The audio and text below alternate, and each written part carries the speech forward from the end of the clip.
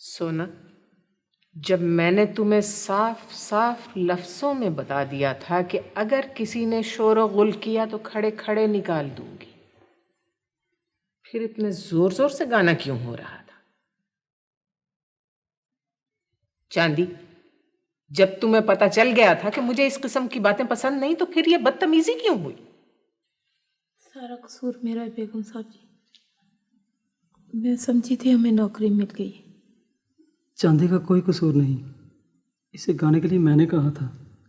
नहीं नहीं बेगम साहब जी, जब हम लोग खुश होते हैं तो हम गाने गाने लगते हैं।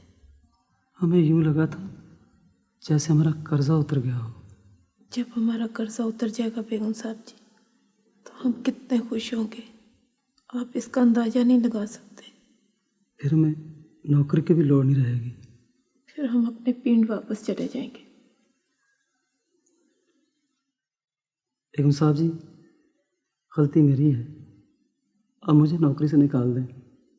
चांदी बहुत अच्छी है, आपकी बहुत खिदमत करेगी, आप इसे नौकर रख लें। नहीं नहीं बेगम साहब जी, मैं शहर में रहने के लायक नहीं हूँ। सोना बहुत समझदार है, आप जो कहेंगे करेगा। इसलिए नौकरी से ना निकालें बेगम साहब जी। मैं पिंड चली जाती हूँ। तुम दोनों यहां रहोगे, मगर आइंदा इस किस्म की कोई हरकत नहीं करोगे। ठीक है। ये लो, अपनी बीवी को लाहौर की सैर करा लो। लो, ये तनख्वाह का हिस्सा नहीं है,